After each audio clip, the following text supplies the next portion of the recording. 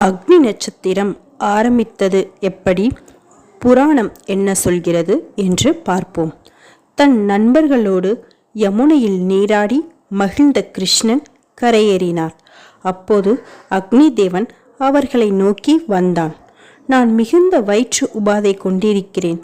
அதை தீர்க்கும் அரிய மூலிகைகள் இதோ இந்த நந்தவனத்தில் இருக்கின்றன. நான் அவற்றை உண்டு நோய் தீர்வேன். அதற்கு நீங்கள் உதவ வேண்டும் என்று கேட்டான். இந்த வயிற்று கோளாறுக்கு காரணம் என்ன என்று கிருஷ்ணர் கேட்டார். துர்வாச முனிவர் தன் நண்பனான சுவேதேசி மன்னனுக்காக யாகங்கள் இயற்றினார்.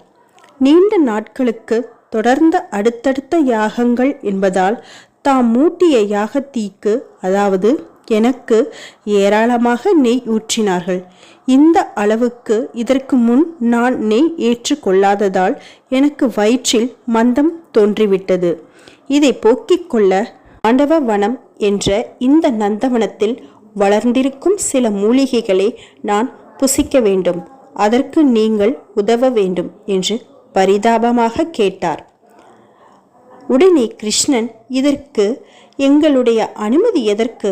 எந்த மூலிகை தேவையோ அதை உன் சுவாபப்படி பஸ்மமாக்கி உண்ணலாமே என்று கேட்டார். நியாயம்தான். ஆனால் நான் அப்படி முயற்சிக்கும் போதெல்லாம் இந்திரன் புகுந்து கெடுத்து விடுகிறான். வருணதேவனோ மூலமாக மேகங்களை அனுப்பி பெருமழை பொழிய வைத்து விடுகிறான். இவனுடைய இடையூறாலேயே எனக்கு என் பிணி என்னை விட்டு நீங்காமலேயே இருக்கிறது. ஆகவே நான் மூலிகைகளை உண்டு முடிக்கும் வரை கிருஷ்ணா, நீங்கள் மழை பொழியாதபடியும் பார்த்து கொள்ள வேண்டும். கிருஷ்ணனுக்கு அக்னியின் எரிக்கும் ஆற்றலை பற்றி தெரியும்.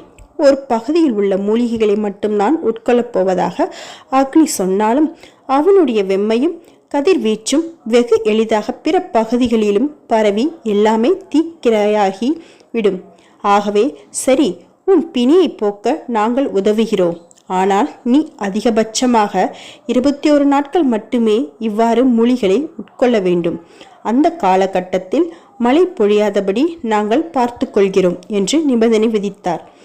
அதற்கு சம்மதித்த அக்னி நந்தவனத்துக்குள் புக கொஞ்சம் கொஞ்சமாக மூலிகைகள் செடிகள் தீந்து கரியாகின. இதற்கென்றே காத்திருந்தது போல இந்திரன் உத்தரவின் பேரில் வருணதேவன் பெருமழை பொழிந்துவித்தான்.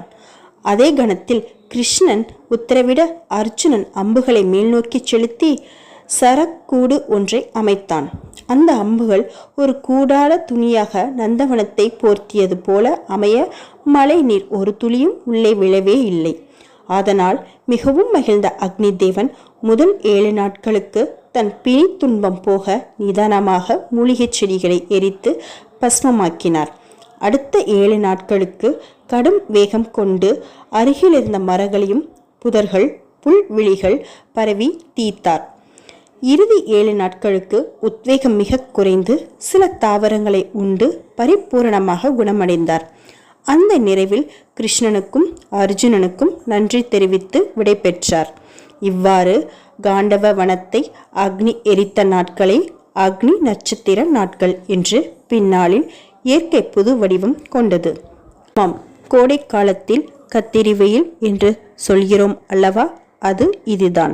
முதல் 7 நாட்கள் முன் கத்திரி, அடுத்த 7 நாட்கள் நடு கத்திரி, கடைசி 7 நாட்கள் பின் கத்திரி. அதாவது இந்த 21 நாட்களில் கோடையின் கடுமை மிதமாக துவங்கி தீவிரமாக உயர்ந்து பிறகு மீண்டும் மிதமாக நிலவும் காலகட்டம் என்று அமைந்திருக்கிறது.